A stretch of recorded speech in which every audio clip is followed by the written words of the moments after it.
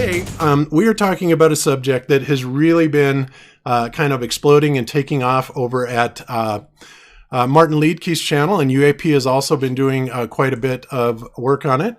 And I got to tell you, it's really captured my interest. And as many things in Flat Earth, there is a huge division as to the legitimacy of this. I personally think that there is a lot of legitimacy to this, and that's why I wanted to cover this. I think it's a very fascinating subject. It takes in much more than just mud floods or, you know, the fact that our history has been totally hidden from us. I'm going to be touching on a whole bunch of that stuff today. Because again, this seems to kind of reach out like an octopus and touch everything. And for those that don't believe that this has anything to do with Flat Earth, again, oh boy, does it. It most certainly does, because this goes very much along with why the powers that be deceive us on many levels. And we're going to be throwing some, opinions out there today. And again, everything that is spoken today will be the opinions of the people in this panel. So don't act like we're preaching this as gospel. But I think that there is a good amount of evidence to back up these ideas, and we will be presenting them today. So before we get to that, I would like to go ahead and introduce the gang here. First up, we have Jeran from Giantism. How you doing today, Jeran? What's up, Bob? Doing good. Thanks. Appreciate it. Looking forward to the show. Great topic, and can't wait to hear the presentation. So excited. Excellent. Yeah, me too. It's going to be great. So, and Iru Landucci is not with us today. He is. We do have John the Morgal with us today. How you doing today, John? I'm doing great, Bob. Thank you for asking. Next up, we have Martin Liedtke with Flat Earth British with us, and many of you may have just come over from his stream just a little bit ago. And Martin, how you doing today, buddy? Oh, I'm doing more than epic, guys. I'm on my favorite show. How good does it get? So thanks for the invite, Bob. It's been an absolute love of Globebusters, as you all know. I've been here since the very first one, actually. So yeah, long time Globebusters peep. So it's a pleasure to be here. Indeed. Awesome. Yeah, this is the first time you've been on Globebusters, and we've known each other for nearly 4 years now, which is, shame on me. Sorry about that. No worries. We've been on shows together. John had his Static Plain Truth, which should come back, by the way. Yep. Yeah, I should, shouldn't we? You should, John. You should. Your game? Come on. When I bring it back up, I'll hit you up. Yeah, cool. For sure. Okay, and next up we have UAP from the UAP channel. And UAP, welcome back with us today. Hey, thanks for having me as a guest again. Oh, excellent. Oh, hey, you got your mic sounding fabulous. Excellent. Oh, good. I just winged it. You just winged it. All right. It sounds terrific. And again, like I said, this is a really, really fascinating subject. And so I guess I'm not sure which one of you kind of does this intro, either UAP or Martin, but I'd like you guys to kind of describe, first of all, what the heck is, Tarija? Where is it? What is it about? Why is it important? What does this have to do with mud floods? And, kind of give us a little bit of background before we elaborate on this subject. UAP? Oh, sure. Yeah. Well, Tarija, that's kind of the result it's kind of the answer of a question that comes up when you start noticing these anomalous things and you keep asking why and who, especially with the whole mud flood thing. And I thought maybe we should just start with maybe the word mud flood, I don't know. It's up to you. I mean, I can talk about it, but I'm just starting to understand the Tarija and all that type of stuff. Well, I got an outlined full history. Yeah, Martin's been at it longer than me. But I was astounded by the number of videos I've actually made on this subject. And I just made a new playlist called Mudflood that kind of shows where I came from. And what you're showing here with the Statue of Liberty, that's like one thing that I did. And so Tarija may be where most of us live now, may be former Tarija, and we never knew it. And in particular, the United States has, it seems, a history that goes back much farther than what we've been taught. and what happens when you go back through history, looking at things like the Statue of Liberty. You find out that there's a point at which the verifiable evidence cuts off, and these anomalous things happen that were not properly documented, and you find evidence about it later on that begs a lot of questions and contradicts what you have learned about it. And in the nutshell, it seems that these structures, like you're showing now, have been around much longer than previously believed. And for example, the Statue of Liberty, I couldn't find pictures of it before the very early 1900s. I found a handful, like a couple of pictures of the Statue of Liberty before 1900, and they're like state media approved pictures. And, the more I looked into it, I found all these things like the pedestal was already there and it was covered up. It's located on top of a star fort. It's located also on this island that has a long history with a lot of questions, Bedloe's Island, before it was called Liberty Island, and that the star fort was called Fort Wood. And you go back, and just like everything else, I find that at 1850 there's a cutoff, and it's like history just is crushed down to just the tiniest little stream trickle of information, and it's very sketchy. And then you go back to like 1812, and history cuts down to a very, very minute amount of information. And there's events, the reset events, some people call it, and it keeps going like that. And so, after figuring out that the globe is a lie, for me, it was definitely all history's on the table as far as I need to re-verify everything I've been taught. And the more I look, the more I find. It's incredible. And, New York City, I do something on New York City. I did a video on that, and I'm thinking people are going to come back from, it's New York City. I mean, how many photographs of New York City are out there? Am I going to be proven wrong by hundreds or thousands of photographs? And I don't mind being wrong. I'm just throwing out a hypothesis. I'm just pointing out things that didn't make sense. And so far, it's been mostly vindicated, which blows my mind. Like Martin, you did a thing about the United States Capitol building and how there's no indication of when it was constructed, or like the New York Museum, Metropolitan Museum's the same thing. It's the same stone. Where was it quarried? All the information. No, it leads back to question marks. I traced it back. It's called Hardwick stone, and I traced it back to the quarry. They weren't even in production in 1865 when the dome is going up on the Capitol building. So the stone wasn't available. These buildings were there already. The only bit of this civilization that everyone is sitting in now, you can see built, is the dome that was completed during a civil war, when apparently millions of men are being in battle. These are supposed to be Napoleonic style battles, guys, with hundreds of thousands either side and many, many men dropping. The whole country is in flux. Freedom, the slavery thing is over with. Everything's in flux. Yeah, all Lincoln can think about apparently is completing his dome, by the way, by 1865 for the conclusion of the American Civil War. And that is all a photographic record will show. When you look in itself, this is the photographic evidence shows the bottom bit already in situ. And it's a different stone. It's a harder stone. They constantly do maintenance on the Capitol building now, but they only work on the dome and the upper bit because it's of inferior materials. The bottom bit, they needs no attention because that's old world.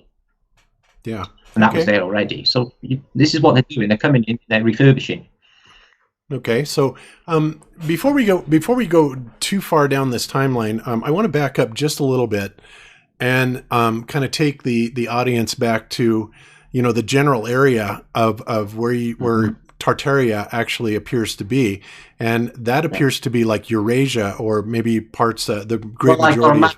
I'll share screen shortly, and I can just show you exactly what we think. And we've decoded a number of books. We've got their boundaries, and it would seem that they were everywhere.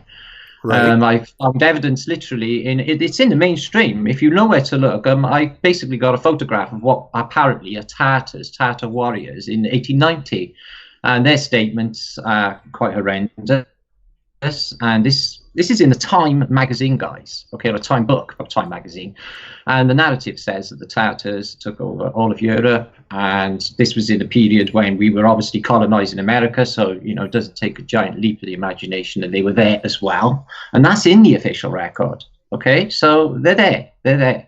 But they never get talked about, and everything's brushed under the carpet. In fact, the brainwashing against Tartaria is quite deep, the same as against flat earthers. It's the tart, it's everything derogatory concerning the word Tartar, tarred with the same brush, tar. Everything's derogatory about these people. When you research them, they'll say that they're a terrible race of people, sell their own mother out, these people. That's the official Western narrative. So, Martin, their sauce goes good on fish, though. Just saying. Yes, it is. But there's something in that. Yeah, that's an interesting thing. You should bring up that tartar sauce. There's something in that as well. Yeah. There was a thing on The Simpsons about that, where Mr. Burns says, "Let them have their tartar sauce," kind of like "let them eat cake" type thing. If it's Simpsons, it must be true. There's something to it, I don't know how true it is, but I heard that the Tartars would like when they went on long trips, they would pack their meat in their armpits, and it gave it flavor, hence the tartar sauce. I don't know how true that is. That's what I heard. Oh, God. Okay. All right. So, question, Martin, on the official narrative, and I haven't gotten to this part yet, and you've looked into it obviously much further than I, but what happened? When was the Tartarian Empire kind of renamed to the Soviet Union, and when did the divestiture of other, or when did the? Well, our starting point for all of this recent reset is the events of 1811 through to 1816, concluding then. Okay, that's the reset period. And everything was cleaned up by around 1840s, 50s. Okay, now the events were plane wide. It started with a comet that came over and off into two. Okay, New Madrid, Missouri events. Okay, where this is the best natural disaster in American history, guys. Okay, this earthquake lasted for approximately 6 months. There was mud volcano springing up in Virginia. This thing was across the board. Now this triggered 6 months of earthquakes, 2,700 and odd in number. Okay, this was how many from November 1811 through to April 8. Okay, Martin, you're cutting up. The years without summer. Martin, you're cutting up. Really? You're cutting up a little bit. I don't know if you have video. You don't have video on that you're showing, but you're kind of popping in and out a bit. Oh, that's unusual. Some train of thought there. So the year without summer, right? What's happening in Europe is Napoleon is taking an army of 500,000 men across Europe to take over Russia. Okay. Apparently, half their men die on the way there of the worst winter on record. Right now, this is sort of what akin to a nuclear winter. Obviously, it's not going on plane wide. Okay, caused from this comet and what is recorded as atmospheric disturbance. Funny happenings with the population concerning this time as well with the atmospheric disturbance. I'll get to that later. Really weird. So Napoleon arrives in Moscow. Okay, to find the city completely empty. Apparently, the population of at the time, 250,000, are missing. They're not there. They've skipped town or gone east or what have you. They're not there. Wow. There's just a skeleton crew of Germans, mind you, setting sporadic fires apparently and that's the whole narrative. Okay, so what we think is going on is it's a Masonic, Illuminati, New World Order conspiracy to wipe out territory. So the official story is Napoleon is fighting the Russians, but what we think is going on is it's an allied force of all the European forces. That's Britain, Russia together, same as now, same as in the war, same as it always has been, guys. There ain't no sides. They're all one club, okay? When they're all in the office together in the men's club at night, they're all friends, okay, laughing at everyone else. So they wipe out the remnants of Tarija. Now this, what they call Rome, okay, Greco-Romano architecture, is in every city on earth. It's in South America, it's in South Africa, it's in Sydney, Australia, and it's in America, it's in Britain, it's in Europe. It's identical, no matter where you go. You're looking at it now, it's Tartarian. And it's also tied in with a thing called technosmia, which is technology, atmospheric electricity gathering through the resonators that are on the tops of their spires. You know, this place, guys, this is a big part of this narrative, guys. It's, as Tesla always said, is electromagnetic by nature, okay? This place, these people who you're looking at on this picture now, who built this incredible stuff, knew how this place worked, okay? And they tapped into it using the purity of metals and symmetry. It was all about symmetry as well. And it's based on the fundamentals, believe it or not, guys, of the model of this place. It kind of rings a bell with and you were breaking up a little bit again, Martin, but it kind of rings a bell with Coral Castle in Florida, where basically a single guy. Yeah, you're familiar with that? Yeah, it's similar. I mean, yeah, exactly. Yeah. There's something in that box he's got, John, right? Which causes basically maglev technology. This little guy, Liedtke, is not lumping them stones around at night when people go away, right? So he actually stated as well. Look at the place where he came from as well. It's the same sort of part of the world as Tesla. The technology, as far as we're concerned in this narrative, has been there all along in the past and was eradicated between 1895 and 1900. This is part of why the reset is because they want to get rid of the old technology, the old ways, okay, and basically stop billing us and tie us into energy slavery. Yeah, like the building you're showing now. Exactly. That building only existed maybe something around 20 years, if I'm not mistaken. Look at the style on it, UAP. See the domes on each corner? Well, in the electromagnetic model of this place, it's got a dome over the top and the four angels on the four corners, which drive the luminaries, the sun and the moon. If you can imagine this place like the square and stationary Earth map, and you've got four angels on the corner. Well, what we think is the angels mean magnets.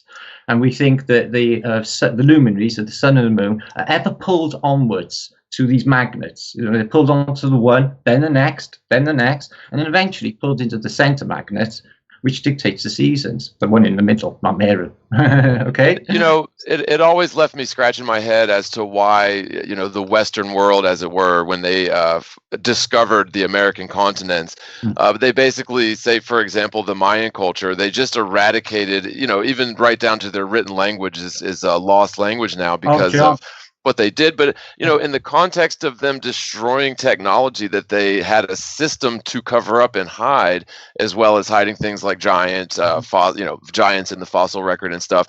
I mean, it makes a lot of sense as to why they would do that. Whereas without this context, it makes absolutely no sense why the Western world would just eradicate this pristine ancient culture.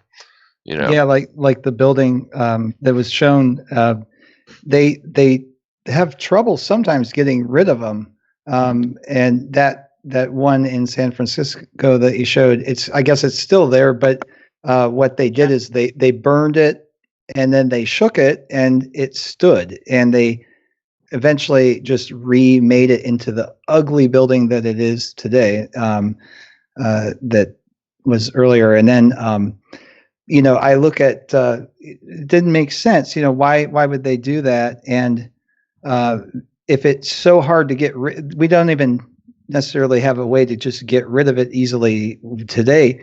You know, they tried to a few times So how long has it been there? Maybe a lot longer. And so I start looking and I find this kind of stuff, which is like the antennas Martin was talking about, or the spires, you know, it's has something to do with electrical electricity. And I thought also maybe possibly broadcast, EMI, electromagnetic wave broadcasting. The name, skyscraper. Yeah, in German it's Wolkenkratzer, sky scratcher, and exactly. Yeah. It's the number of antennas. I mean, if they're lightning rods, my gosh, these people were terrified of lightning, and and so I did things like I go back to like older movies, older photos, and look for things, and the way I researched into flat Earth, I looked at I just take something like, okay, well, if the Earth is flat, or if it's not a globe, then there will be these different anomalies about the poles. And so I go and I look into the poles, and I find out more than I ever thought I would about like how Antarctica is off limits, and if you get shot dead if you go south of the 60th parallel latitude, and most people don't know that. But it was one of those things I found out by going in and saying, well, if it is like this, then that. So with this stuff, I took a look at like, if these cities existed before, then there would be depictions of how they were in their glory, with some kind of strange, some kind of explanation for it. That was one of them. But I really looked at case studies. I looked at Des Moines, Iowa, and picked it almost at random, and found that the capital of Iowa moved, and the building that it moved to is every bit as immense and immaculately made as our own nation's capital. Well, it's much more. It's more expensive. Let's put it that way. It's more expensive to make the Iowa state capitol than it would be to make the United States Capitol building. And by expensive, I mean extremely expensive. And they do not make buildings like this today almost anywhere under any circumstances. The costs go easily around $1 billion. And if you really look at like some of these better examples of buildings out there, like even some town halls, your local town hall is usually going to be one of these structures. The cost to build something like that from scratch is in the hundreds of millions of dollars. And to think that pioneers came into an area, they're depicted as living in log cabins in drawings, but as soon as you get to photographic evidence, they have these grand structures that could just as easily be found in Paris and other places like that. And then even Paris, you go back and you look at the late 1800s photos of Paris, like at their exposition, they have, it's like you thought you knew Paris. You thought Paris was an amazingly well put together architectural masterpiece gallery, right? But it was much, much more elegant and wonderful in terms of architecture in the past than in the present. It's been going backwards. By the photographic evidence, at least. Yeah, I totally agree. And one of the amazing things that I found in this particular video that I'm showing right now are photographs of the World's Fairs. Now, this part absolutely dumbfounded me. The World's Fairs, where these structures were built. Now, get a load of these pictures, guys. The narrative on these pictures is that these were built exclusively, these massive, ornate, unbelievably beautiful structures and waterways and all this stuff was built just for the World's Fair, and then were torn down immediately afterwards.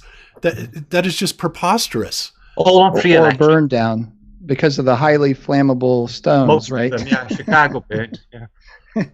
I mean, it's amazing how many times they've burned down, and you look at, they're just steel, glass, and stone, but they take them down. And I looked into one of them one of the World's Fairs that I think it was the St. Louis Exposition, and I really dug deep into it because they said that it was all built out of it's like like on Jeran's channel. What you see here is a mirage. Back an image there on that last image there. No, it's supposed to just be plaster and wood. Old. They have to be no longer. That image, Martin, or back a bit? No, the one with the outside of the building with the sequoias and all of the large, well-established cactuses that shouldn't be there for that time period for something that's just been built. You're going to see it a lot. It's like the place has been there a hell of a long time. It's just absolutely insane. No, I think you passed it there. Don't worry. Okay, yeah, this is a 5-hour video, so it's hard to nail it right on, but yeah, I mean, this is absolutely astounding. And, the idea, and it's clear that these aren't, temporary structures. They are clearly made out of, highly polished stone. And not only that, were the buildings put in, but they also put in these fabulous waterways, which, for the World's Fair and then to just tear it down, I don't believe that for 1 second. So you have to wonder, what were they doing? Yeah. They were just showing these off for the last time before, they eradicated the technology. Yeah. Yeah. And this one right here, if you pause it on that one, and that was, I'm just double checking myself. I think that one was St. Louis. No, that is St. Louis. Yes, I got an image of her, and everything around her is blackened with flames, disappeared, and she's all black and burnt. And that's all that's left of that picture. Interesting. Yeah. Yeah, that's a Bartholdi statue, the guy who supposedly made the Statue of Liberty. But anyway, there's a whole, I dug into that, and it's so. But that particular one in St. Louis with it looks like the Statue of Liberty in the photo too. That one, if I looked at how long it was supposedly built, it was less than 2 years. They supposedly built all that stuff, and it was built by a group who were called the White Rabbits. And they were called that because they were whitewashers mostly. All right. And so they were literally just whitewashing what was there. Obviously, to me, it would be the most plausible explanation. So it was already there. Like literally out of George Orwell's 1984. Like they're going back and erasing history. Yeah, it's like Alice in Wonderland. The White Rabbit. They're whitewashing it. Well, they're whitewashing these old structures that were overgrown and everything like that. They show it off, and then supposedly it burns down. Now, this one supposedly, I think, burned down like many of them do, but they also demolish and take away structures. And in this one, even though they said it was all temporary stuff, it's just like Disneyland. It's wood frames and just a little bit of plaster. Paris, they say, yeah. Yeah, and well. There are a couple buildings that did survive, and I think it was 3 buildings, and 2 of them moved. And the buildings moved, and they're now today, you can look, and it's absolutely pristine, top-notch dressed stone and, high-grade everything. So why would those have been out of those materials? Well, the explanation I found was they said, well, they replaced the materials. It doesn't make sense. Yeah. You're moving a building and replacing the materials. Why even bother? Why not just build the building in the new place? Exactly. And stuff like that, you find. One thing people really need to keep in mind is these were built in the mid to late 1800s, and the car hadn't even been brought out yet. So there was no heavy machinery, no heavy equipment. Can you imagine what it would have taken to actually build this stuff without nightmare. Yeah. Get all the stone there. In muddy roads.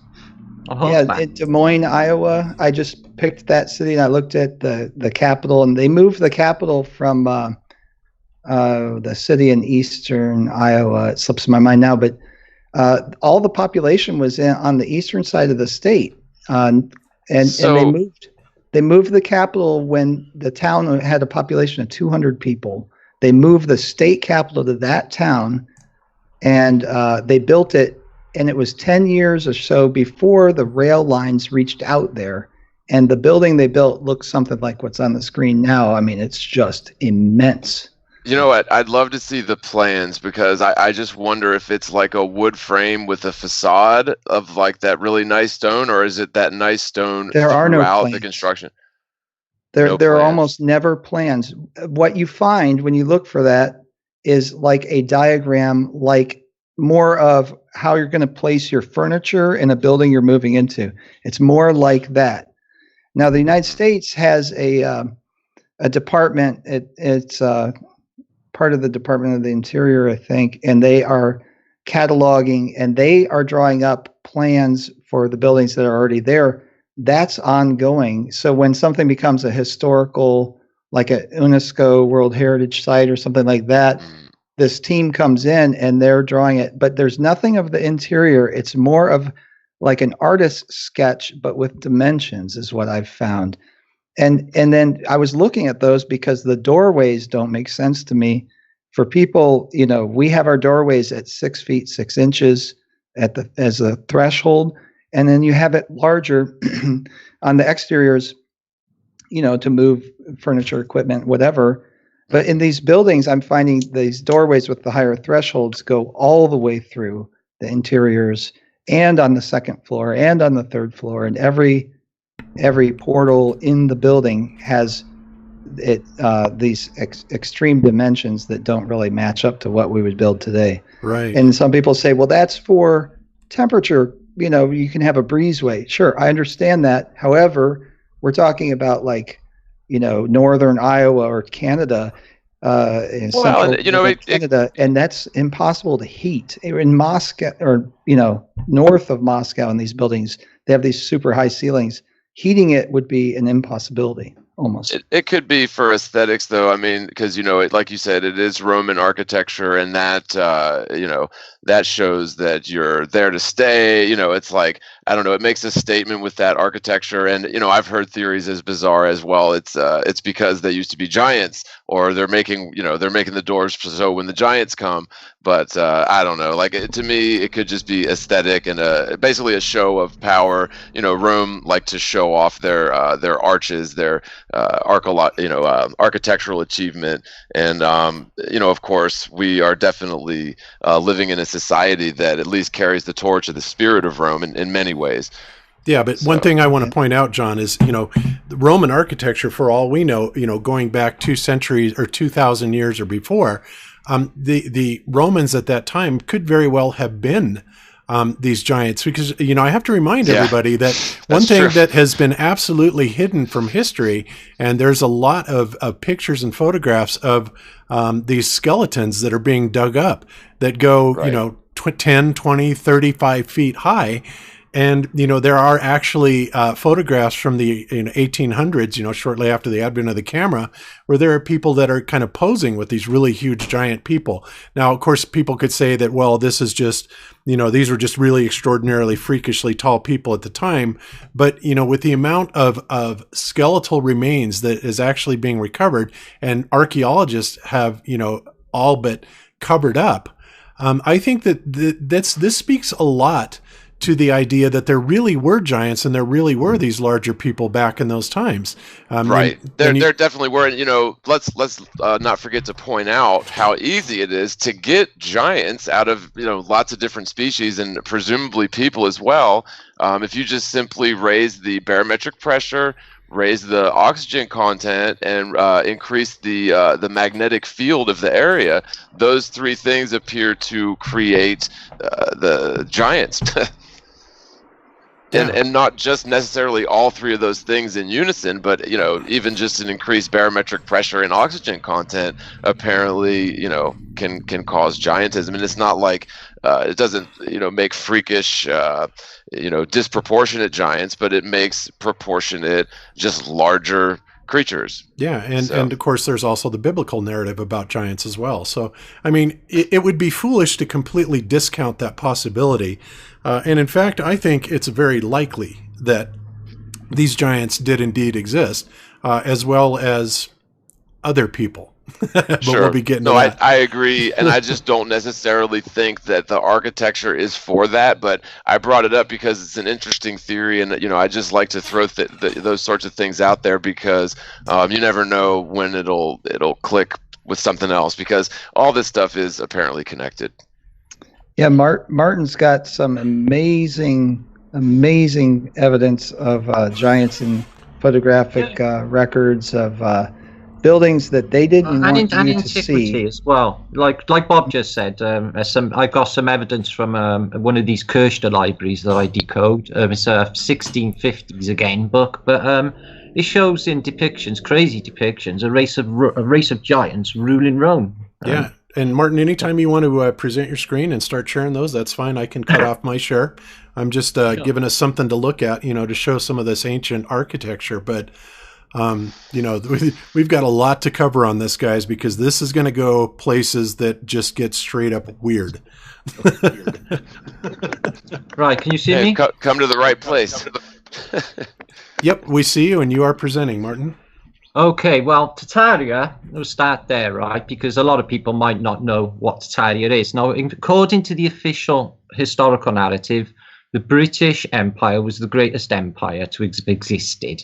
And before them, the Roman Empire. Unfortunately, the Roman Empire does not turn up on any old maps. None. So we'll just say it's not there, okay? So what I propose is the civilization that we call Greco-Romano is in fact a greater civilization called Tarija. Here it is here. It's the entire continent of Asia, all the way up to sort of Moscow. But Muscovy at the time only occupies a small sliver of land in, well, what are the Balkan states these days? Excuse me, the Baltic states, Estonia, Latvia, Lithuania, okay? So they are traders as well. They're out there at sea, a bit like what I believe to be their enemies, the Phoenicians, and they occupy the whole continent. So it's China. It's all the way up to the Muscovy border. This is like in the 1600s and the 1700s. So before then, I couldn't even state. Now, their architecture is everywhere, guys. Their architecture is just about everywhere. Let me just move that blooming Skype thing out of the way.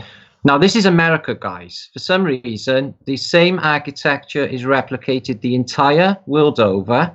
You've got these onion domes and this sort of certain type of architecture, which is like a rustic, either red brick color, or they use a white granite on their public buildings, okay? And this Gothic type of style as well opposite them as well. And these have been there a hell of a long time. Now, these are supposed to have been built in the mid-1800s, in what they call the Victorian era.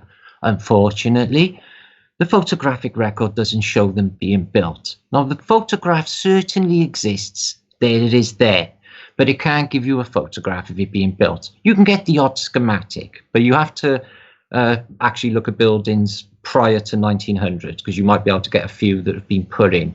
Now, they do a thing called a ground reclamation for all the American cities at a certain point of time in the 1800s, where they say they remove hills and level them. What we propose is there was a giant mud event prior to all of this, early 1800s, the reset period concerning them events that I was talking about earlier. The mud came in this deep, it buried this old civilization, as you can see, even ships further down, okay? Now, this was playing wide, and people will say to me in my comments, it's like, well, everywhere, what about Easter Island? And I say, yeah, especially Easter Island, the Moe on Easter Island are buried up to their shoulders, are they not? Mm-hmm. Oh, yeah. Yeah. So what we propose, guys... Can I jump in, Martin, just say something real quick about that? Just... is this the Forum of Rome? This is the Forum when they dug it out in the 30s. Yes, in the 1930s. Now, you would think Rome, the culture, all roads lead to Rome, that all this stuff was buried and forgotten about up until the late 1800s, early 1900s, when they discover it and they finally get around to excavating it in the 30s. Mm-hmm. Or was it before? I don't know. No, it was down to Mussolini. He was big into architecture. You've got to think. His symbol was the fasces. This guy's a player. So how does it get buried is the question, because what you'll hear is the explanation for all these buried windows, buried doorways, and things like that nobody would purposely do when making a structure is, well, there are cultural layers, over time. It's just like they teach in geology that you go down so many layers and you go back millions of years, because the Earth is a ball that's always getting bigger, because or whatever, it comes out of volcanoes and everything, but the material never equals out. But in Rome, did the Romans not run a broom around and sweep up the dust and just let the center, critical part of their historical district center get completely buried? It doesn't make sense at all. It does not. And nobody seems to really question it out in the open. Maybe a flood would explain it, though, wouldn't it? As well, Yep. It could have been all underwater. It could be silt, John. And that could have been the biblical flood, and is as recent as that. I got evidence that I don't think that happened 1,000 years ago. If there was a Noah's flood, the allegory for Noah's flood, I put it into what they would call the Enlightenment, the Renaissance period. I would say it wasn't so 1500s. I was just going to say that the Great Flood, or a Great Flood story is echoed in pretty much every single ancient culture. Yeah, Chaldeans, the Hindus, every single one. This is what you're looking at now is Seattle. It's the reclamation of land. So what we propose is they're digging out of the mud. But this is what the photographic record will show is streets being cleared of vast amounts of mud. Hardly any of it makes sense to the mind. You could wonder why they would go to such an effort, put these duck boards up. Some of these mud piles are higher than houses. I'll show you now. You just dig the streets out and you stick the building up to the second story and put dangerous duck boards down for people to just scramble over in the middle of a city. No, man, event has happened. They're digging it all out. And this is just, that mud is like packed tight too. You can tell it's not just. Well, it could have been silt. Like I say, mud flows, I think, are definitely a part of it. Let me just show you this now, John. So which came first, the building or the cliff? Did something come in, bury this, and then solidify over time? Now, I'm saying the reset cycles, John, are over and over again. And they've been going on a hell of a long time. And it's exactly the same MO, exactly the same. Things get ruined. This civilization they call Greece or Rome, in this case Egypt, is wrecked. And then the survivor times, they set up again civilization. They use control over, the last time, the 1800s, using orphans. Look, this is an example of 3 resets. This is in Scotland. So you see the one civilization here, really old, rustic, and then they got the arches of the next civilization up, and then what they called the so-called Victorian, all in red Tarija brick. And that's just in a side section. It's been forgotten about. But there's 3 civilizations. But mud flows are a reality anyway. There's one happening in California right now. But the photographic records show ridiculous amounts of buildings which are buried. This is the question, right? This is the question in my mind concerning Mudflood. Which came first, the building or the mud? Because to my mind, guys, and I'm not going to say I got whistleblowers, but I got people who are PhDs, architects, contacted me and saying it's blowing their minds why anyone would build a door and a window below ground level. This is street level. This is local to me, by the way. So the question is, do you dig tons and tons and tons of earth away from a building, put a lower level below street level so no natural light can come in, so the road's above you, so it floods in winter, so it's dangerous to get to, steps to go up to a front door in a country that has ice? Does this make any sense, all these lower windows? So this is our argument, okay, is why would an architect, and they contact me, guys, a lot of them contact me, and they say it makes no sense. Now, this building itself is in Cardiff, my city, where I live. There's no architectural plans for it. I tried to trace it down. There's no photographs of it being built. And yet, you can see, it looks like, this is the question. Which came first, the mud or the building? Why, in any architectural mind, would you cut off natural light and put a windows looking at a wall? A wall, guys, a wall. And you got this replicated all across the world. This is in Russia. This is what, in my mind, is recently after a mud flood. This is in the city of Tomsk. And you can see they got duck boards over the mud, and the mud is clearly up here, this high above the buildings. And you're going to see this replicated on all Russian cities at a certain point in time. The mud flood in some places is just beyond a joke. You can see it's just all piled up next to this. So this sort of arrangement where, your hypothesis is that it's a mud flood that came at some point after the building was built isn't just in theory, because you just basically showed it right there. I mean, it does happen that way sometimes, it appears. Sure. They have everywhere. Places like look at Florence, for example, right? John, it's prone to flooding. The place fills up with mud and it leaves us a load of silt. They come in, they sweep it down. But it still remains the question is, why would they build in that city, for example, these terrible lower windows, which are just going to get filled with this sluddy when they know it's replicating? It doesn't go with the mentality of building. Like this is in Moscow. This is what was apparently the college, or Philharmonic College. And as you can see, some people, just so we can get out of the way, and I've heard it too. Oh, well, the building doesn't have a proper footing, and so it's sinking. But if that were the case, there would be cracks. And oftentimes, the way this construction is done, it's built so well that you don't even have cracks. You have sharp angles on windows, and you have very heavy structures that have been there for a long time, and you don't find the cracks. They didn't do it as daft as we do things today, right, Mark? I mean, it's a different level. It's next level construction, and they tear them down, and it's obviously, to me, something's being hidden, because your impression is when you find things like this that it would be totally immediately cordoned off, historical find and everything, but they don't treat them that way. Right. And in addition to that, there are places all over the United States and all over the world, for that matter, where there are literally cities underneath cities. I was blown away. City, Denver. Made a video about it. Yeah, it's incredible. Yes, Denver, Seattle. I couldn't believe it. In Seattle, I've been to Seattle a dozen times. I had no idea there's a whole nother downtown underneath downtown Seattle. They actually give tours of it. There's video footage of people that have dug holes, and I don't know if they're sinkholes or whatever, but they can actually go down and they find these ancient ruins, of old cities in places like this technology or these buildings weren't even supposed to exist, until after, the Europeans came over into America.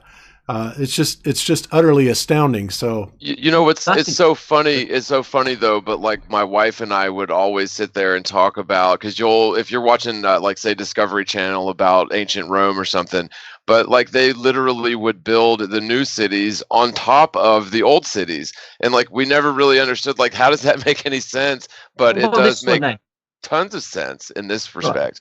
Right, this is the clearing of apparently the mud, or the reclamation of land in Kansas City, right?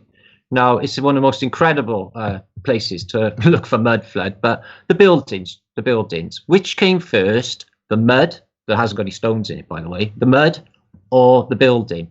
Now, you can't build the building next to that mud. You'd need a cofferdam, wouldn't you, or something to stop all the mud falling in and just, squashing you. So the mud has come out later, having it, and it's this high. Look how high it is. It's as high as a 3-story building in this case, and that building there in the distance is high as a 2-story building. They're digging mud out. And Kansas is as flat as a pancake as anything. Well, apparently not, because it's full of hills in this case, as I'll show you now. It's actually the geodetic survey said flatter than a pancake, but apparently, but it's got hills at this stage, and as you can see, every civilization. Let's say on average, like if you were to look at the pancake under a microscope, it would have more hills and crevices than Kansas on average. That's the thing. Hey Martin, I have a question for you. Sure. Do you think, or both of you actually, do you think that the way that the mud appears to cover these structures, do you think it was something that kind of like came in almost like a lava flow, or do you think that it came in from a drop from above? No, I think a flow. I think they're flows. And the reason I ask that is because we're going to be talking about another proposition that I think is very viable. And in that particular model, things would basically be immune, let's just say, to the so-called force of gravity, be floating up, and then at a certain point of the cycle, everything would drop back down. So I was just wondering if the type of catastrophe... Skyfall in scenario, I've read about it. Bob, I've read about it, and it is a scenario that's written about, and I do think about it. You know, what do they exactly mean by the sky falling in? You know, when you get these brimstone and rock, how does rock exactly fall from the sky? Well, I'll kind of detail that here in a little bit, how that could potentially happen. Well, I heard one literal translation was supposedly fire within ice, and there are supposedly a set of natural circumstances where if you had a volcano blowing, you know, hot chunks of magma into the air, and then somehow water condensing and freezing around it on the way down, you could literally get that fire and brimstone sort of effect. But yeah, there's brimstone's hard to get, but I have a video. There's a guy with some brimstone from either Sodom or Gomorrah. I can't remember which one. He said it's littered all over the towns when you visit them. He picked some up and he lit it up on fire, and it burns. That stone burns. I don't know what it is, but no other stone burns except, you know, these, whatever they built these expositions and other buildings out of, because they would say they burnt down. But for me, I think a lot of the stuff is from the biblical flood, where that's the stuff that is underneath all the other stuff, and it's highly compressed and it's at a larger scale. Without fail, it's that way. And you have very ornate things that are not carved stone. They're petrified, just like a petrified tree wood is turned to semi-precious stones in that case. But you have other things. Oftentimes it's wood, I think, carved wood that got compressed and turned to stone. And yeah, you have that, and then you have other events after that, because I think soon after the flood, you have large piles of silt and debris and mud. Looking like that. Mud flows were a problem. Yeah. So Martin, in your opinion, are these things random events, or are they known natural events? No, I think they know about them, Jeran. I think they're cyclical. I think the controllers are completely aware. I think that's why they sort of prep. I think they make... Look, the buildings of the old days were made to last. Well, can you think of anything in the last 50 years that's been made to last? It's all made of fabricated steel or breeze block stuff that's temporary. I think the reason for that is because nothing. So I think that they're in sort of a melancholy. They know this, how, you know, especially in the highest echelons, if you like, the Freemasonry. They know how this place works. It's electromagnetic, and they know that this place goes active, and they know.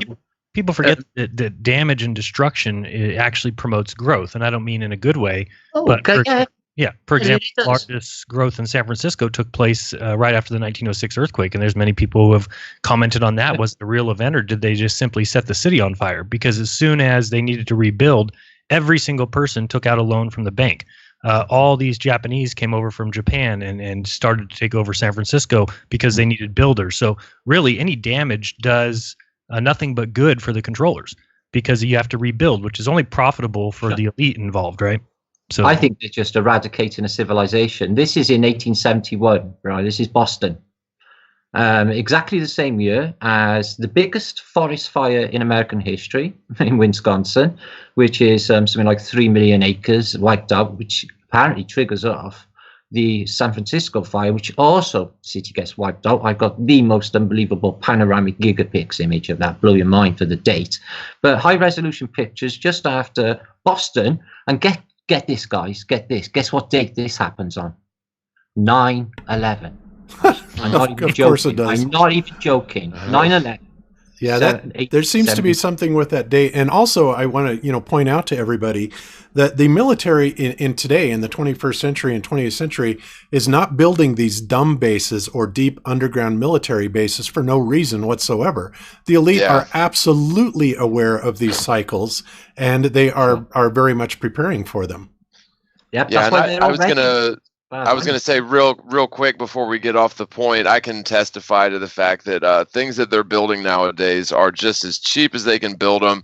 I've been on construction sites, everything from hospital buildings to assisted living facilities, schools, and residential constructions, from houses to apartments.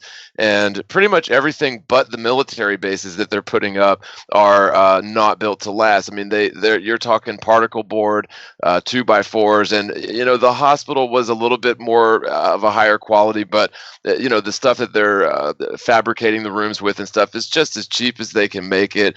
And it used to be they built things to last, but anymore, a house will cost you $500,000, and the materials is like the least of the cost. I'm telling you. No, I agree. I've been years on the buildings, John, exactly the same. But let's picturise 1871. So when are these buildings exactly being built? If you looked into the history of Boston, because this is like Greco-Romano architecture. See this shit. Yeah. That building becomes the exact location of the 88 Club for Disney. Yeah, I dug deep into the Boston thing, and crazy. They when the actual fire happened, what I did is I found a history of the Boston Fire Department all the way back to 1630, and just like everything else at 1850. The succession of managers and everything cuts off, and they just report on like the most extreme events. But this fire of 1871, what happened was something so similar to today. They had declared that there was conditions, basically fire weather, and they had the people in a nervous state about it. There was a disease that came along and disabled all the horses, and they had to slaughter most of the horses. And then the fire departments used horses to pull their fire engines, which were steam engines, to pump the water. And so they said, well, and conditions were dry, and the horses were all down. So everybody was very nervous, and they basically almost evacuated the city ahead of the actual fire.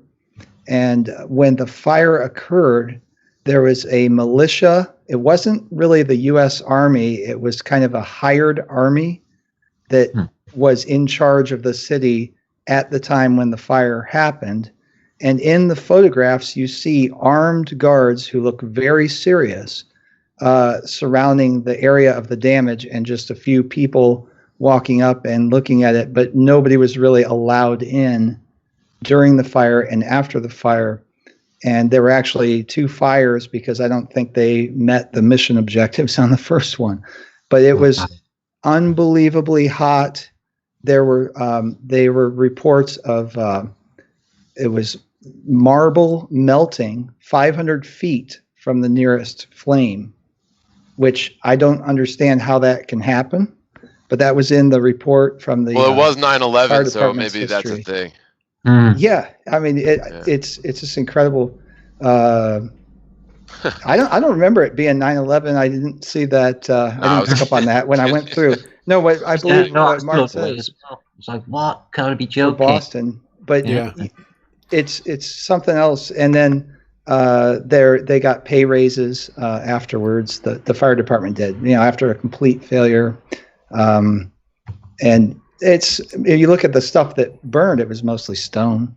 I don't know how it can burn and turn to rubble. No, me. And everything falls in its footprint, and nothing's left in the streets. The streets are always empty. It's like, what if they got a fleet of bulldozers to come in straight after an event to clear the streets? How does this exactly happen? Right. The things are falling in their footprint for every single one of these so-called disasters, guys. Right. So, but guys, this is another one. Missing people. What about that? That's the 1850s, guys, in St. Petersburg, right? This is a city of like hundreds of thousands of people. And this is like the palace, the Winter Palace, which looks half buried to me. I bet this temple entrance would have had loads of steps going up to it. But where's the infrastructure?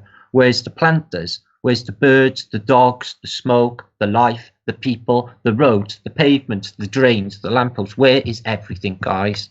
It's like stage set Earth. It's like, Westworld, like waiting for a population. In fact, there's no one there, guys. There's an entire I've gotten that collection. comment so many times. I don't know what Westworld is, but I've heard it a lot. Yeah. Well, we'll talk about that in just a second. So, guys, Martin, I want to spend just a few more minutes on this, and then I want to kind of move on to what we are calling the Antiquitech part of this.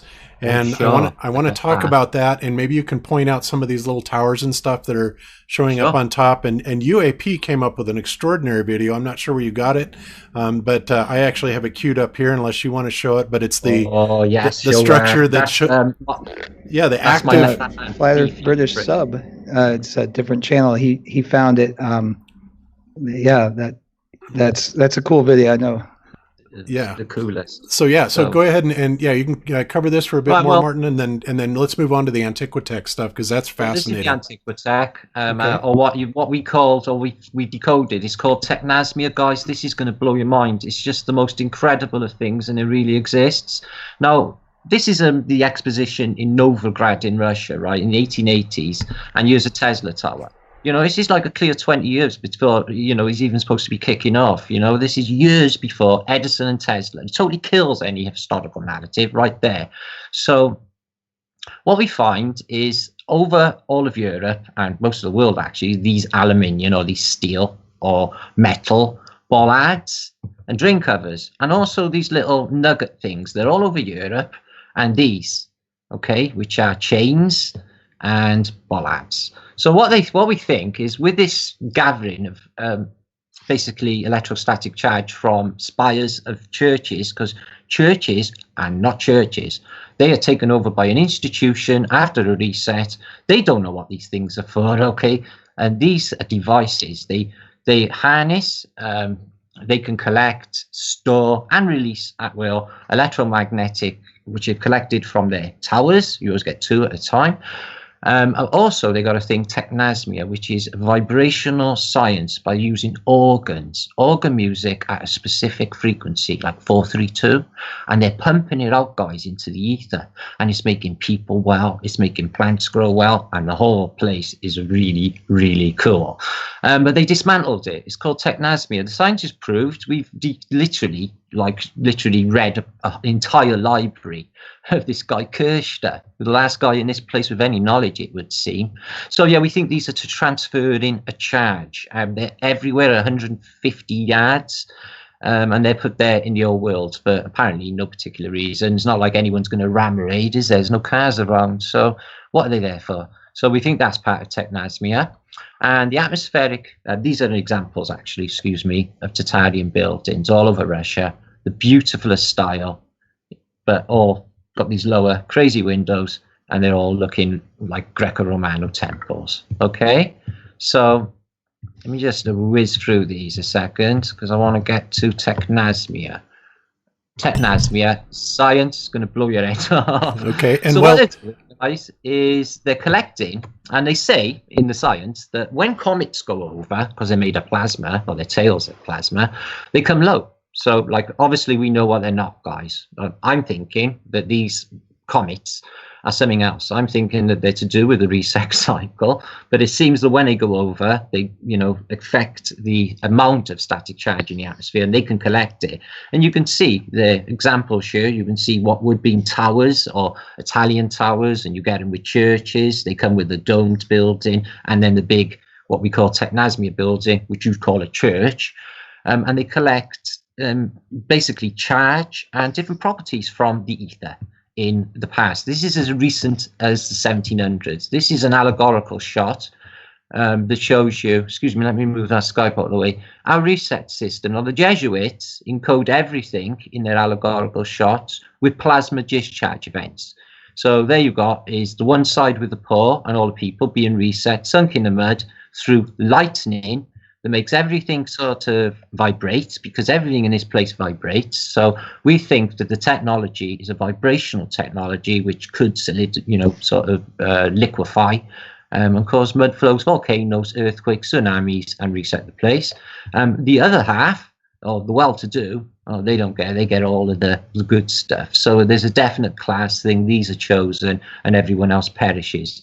And this is the example you're going to get right through our our civilization, guys, is us and them. They hold the knowledge, they hold the keys, they keep everyone down, fast asleep, sell them a globe line. Look, guys, this is supposed to be like late 1500s, this one, right? So you've got these boats, which got these Tesla tower type things, which can take a charge, or like 5G, or whatever they are, and are taking them out to sea. Okay, now I've proved that these things are actually ceramic. They're made of a porcelain, and they're called technasmia. It's all over antiquity. We think we know pyramids are not just in Egypt. That's just a psyop. They are everywhere in the world, and I mean everywhere. And they're devices. They use nesting, a technology called nesting, to create a charge. And they can collect it and they can release it at any time. It's called technasmia.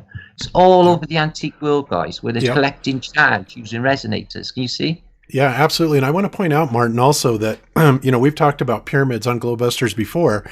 And it's interesting because recently an article just came out from, I think it was Phys.org or somebody, but they're talking about now, it's like, oh, gee, it looks like pyramids could possibly be energy collectors. It's like, yeah, no duh, as if we didn't already know that. But beyond that, a lot of the Globebusters viewers will know that I have talked several times about this natural native static electric charge that is measured at 100 volts per meter, and it's been measured all the way up to like 5,000 or 5 kilometers, something like that. Anyway, it comes up to be like a measurement of 5 million volts. So we're literally swimming in this electrostatic soup. Right. And this is what I have based a lot of the alternative theory of gravity on. And that's going to come in very, very, very important shortly. Magnetic acceleration equaling out the inertia the inertia plane, actually. But I don't think, obviously gravity doesn't exist, but there is, you can't put everything down to buoyancy and density. There is some other effect going on. Exactly. So I think it's an electromagnetic acceleration. When it bends up on a torus and comes back in, it cancels out. That's why we're inert. Sure. This is why a mountain is still. If it wasn't, it'd be flying off. That's the reason, I think, for the up and down, and also what intrigues me about the Gleason's map when you look at a toroid. Yeah. Well, and in order to have what goes up must come down to happen, you can say density and buoyancy, but you still have to have that tendency for higher density objects to find their way down. And I think that the static electric charge of the Earth perfectly explains it as just a mere tendency for higher density objects. Sure, definitely. So, yeah, these things, sure. When you were in school, they taught you about castles, but they never taught you about star forts. In fact, they didn't tell anyone about star forts. So the depiction you're looking at here is a Middle Ages, guys, depiction of a star fort. Now, the first thing that comes to the attention is, wow, how can that be Middle Ages? It's highly technical. It looks like something very, very futuristic. It's got a high, a tower block in the middle, and it's very reminiscent of a circuit board. But there's more to star forts you can ever imagine, guys. They're based on fractal geometry. We believe them to be weapons, but we also believe them to be somewhere where the elites will bug out in these events. I think that the elites use these because they got tunnel systems, going to them. You can see, guys, that they're so futuristic and so advanced. They're beyond us, guys. We can't even really work out what's going on. There's water all around them, we think is a buffer for EM. They're basically on top, but they're wiped out after every civilization, is tower blocks. And these things look like they emit something. These are just absolutely the craziest structures you can ever imagine, guys. And this Can you go back a little bit to that pedestal inside the star fort? I just want to see that. That looks a lot like the Statue of Liberty original pedestal. This, guys, Curious Life, don't you? Used to be Curious Life of a Flat Earther. Yeah, he was a Globebuster. Yeah. We definitely know him. I know. He was. He's an epic guy, but he's just started posting on this stuff, and he pulled something that I never really noticed before, and it was absolutely amazing. It was based on a Native American tribe, and they had, in their enclosure, they had an oblong enclosure with a giant tower in the middle. And when the guy who came along in this period and asked him, who put the tower there? And he said, we don't know. Our forefathers were there, and their forefathers were there before him, and it was there. So it was ancient, and it was like a really advanced structure. And curiosity tell you about it, and then he pulls it and overlays it in every capital city on earth. Got them. They got an obelisk, a tower, a state building, and an oblong-shaped enclosure in front of it, and it's replicated. And a waterway. And a waterway. And a waterway, exactly, yes. like Washington. Yeah, exactly, Bob. Yeah. So this is just a depiction of the reset cycle happening, is where cities are just sink into the mud. You know, this is not just, even without because all we got like is a load of, we're decoding depictions, you know, and decoding ancient books. This is all we got, guys, for sources. But there is codes and there is stuff that we have discovered. But even in the official narrative for the New Madrid, Missouri event of 1811, they will tell you the fissures opened 50 miles long, swallowed up entire towns and communities, and swallowed back up again. Now, that's in the official narrative, guys. You can read for it for yourself. It's quite a mind-blowing thing when you look into it. Why weren't they telling us about that in school? I know exactly why, because it absolutely kills global climate change. Global warming, climate change. It kills it stone dead, because if you realize the reset cycle, you can see why they got a lot of invested in the rubbish, the BS. So yeah, after the events happen, you can see everything smashed to hell.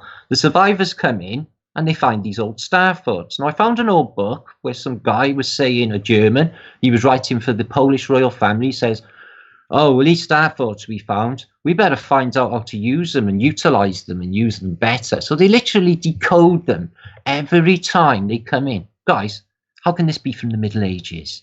And why weren't they telling us about this in school? This is a fort built by men. It's got the highest sort of tensile structure granite. You can smack that, right, with a sledge. It won't even budge. It's the hardest sort of granite, guys. I don't even know where they're mining it, quarrying it, or making these things.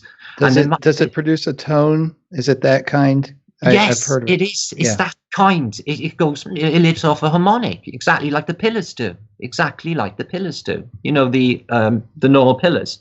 But you can see these towers, what I think is a 5G type tower of the day, and obviously this is Middle Ages again, this is 1600s from a Kirchner book, but they're taking it out on pontoons. So these are mobile. And I just got a distinct feeling that that thing is a weapon. Okay. Morgile or mobile? Mobile right? Star forts, brother. They get them out on sea and they move them around. Yeah. Star forts that are amphibious as well. Okay. And nested buildings and enclosures, which these people practiced. And they go deep too. And these structures on tops of star forts are no longer there, obviously, but they are depicted in some.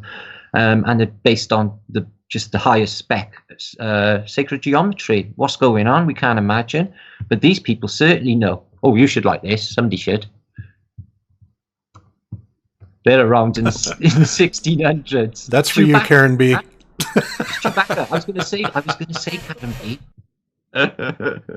Definitely a Bigfoot. And this is an orgon device that I found in a book of invention from a book of magnets. I just decode a lot about magnets, guys. I'm big into magnets. And this is an orgon device for generating. And it was from a 1600s Kirchner book. It blew my head off when I seen what it was. So they have that technology, guys, where they can use gases for charges.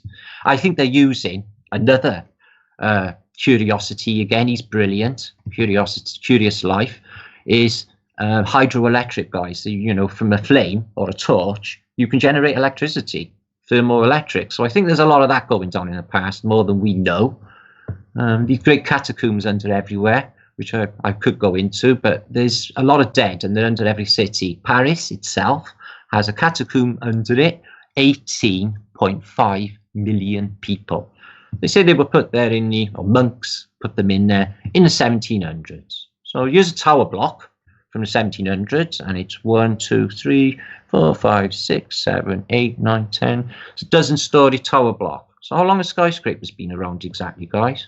You know, nothing's what they told us. And when you look into it for yourself, first thing you've got to do is forget any official narratives and timescales. Okay? You know, seeing a star fort like that should just make you understand that we know nothing about our past. You know, this is supposed to be, you know, what are these? Piston? Is this a piston? Is this like an engine of some sort? No, it's a star fort, guys. From the Middle Ages, 1600s this is. So can you try and work out in your mind what they're thinking? What are they for? Is this just, for melee weapons and cannons and the like? No, guys. This is a stealth bomber of its day, and it's deflecting something. EM, I would suggest that. They go deep, very deep underground. They are on tributaries for rivers. They surround every European city, and they are immense. You've never seen anything like that, guys. There's also, I mean, what they are, I think, that is they are resonant with some form, resonates with energy, okay, energy and frequency. And I think that the form of these things is resonating with some type of energy, but exactly how it's being utilized, I don't know. But that would be my guess on what's going on. If you find frequency in the exact object, you can cancel it out, though. You know that, don't you? So, yeah, that's what I thought of it as a dampener. It's a defense structure, because a lot of the photos that you see where everything's been the soil's been liquefied, and so these formerly high piles of mud and earth has been turned to liquid. That's how you get the mud flood. But then the star forts are only partially buried. They tend to survive pristine and untouched. And in some of the depictions, it literally shows the advancing forces, because it's sometimes very evident to be man-made, using some kind of other weapon of resonant frequency, that the last stand is made in the star fort. And that would explain why the elites of today or yesteryear would have tunnels that go to it. And the tunnels is another entirely different story of connecting everything. Sure, it is. But yeah, a lot of people don't know about the Statue of Liberty, for example, is on an 11-pointed star fort. But there are no two star forts exactly alike, yet they all tend to follow the same design features and characteristics without perfect duplication. And that's another reason that would make me think that it was for defensive reasons, because just like with computer encryptions or something, you don't want to repeat your defensive structure, or else it could be easily compromised. Yeah, this is a form of technasmia here where they practiced, which was basically, if you can see a little device there, and it's going through the wall. It's like basically a giant speaker, and it's going out into a piazza. There's another one there, and they admit using perambula actually off the fluting, which you find in church roofs, and it bounces back, causes this echoing effect, comes through this on a specific tone. I don't know if it's all for the benefit of people or if it went wrong. This has been a theory out there for us with this technasmia theory, guys. Did all of this mud flood and all of these events, was it this technology gone wrong and caused in like a somatic wave, a vibrational wave through this plane? But I think more cyclical. Yeah, well, entire buildings like it, look, guys. So I've heard a lot of theories about particularly the Egyptian pyramids being harmonic resonance repeaters, basically, and that it would it would put off some sort of a tone that might make people less prone to depression or more generally happier. I mean, I don't know, but maybe there's something to that. Yeah. In fact, a lot of the churches, the interior architecture of the churches are made very much to be, very resonant sounding chambers. In fact, Eric Dollard talks about this quite a bit, where there's specific organs that are in certain churches. And when they play these organs, there are sweet spots, if you will, within the, somewhere in the pews. And it's absolutely just rocks your world when you're in the middle of it. And so, I mean, they knew all about resonance and this acoustic type of energy. Yeah, Bob, that'd be a good time to play that video of that. Because I'm going to tell you something I just found out about what you hear when you play it. Okay, hang on just a second. Let me kick over to it with you guys. Okay, and I'll kick it over for everybody else. All right, so what we're looking at here is this is actually, and I'm going to play this, but this is actually an active one of these energy capturing devices. Now, I have to point out that a lot of the structures, they understand that not only do you have this like pyramidal shape right here that acts as kind of an amplifying and resonant chamber, but one of the important things is to have these very sharp edges on it. Now, what these things are that are actually extending out, I'm not sure how that works, but let's watch this actually work. Oops. I'll just have a look and I'll explain how I think it works.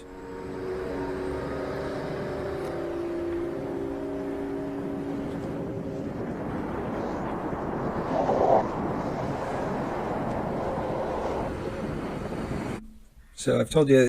Right. So there you go, UAP. Go ahead and take it away. I'll back it up here just shortly. So I checked out the tones. There was a comment. He said C sharp and F sharp 4. I checked it out. I thought it was closer to C sharp and F sharp 3, and then followed by an A0 frequency.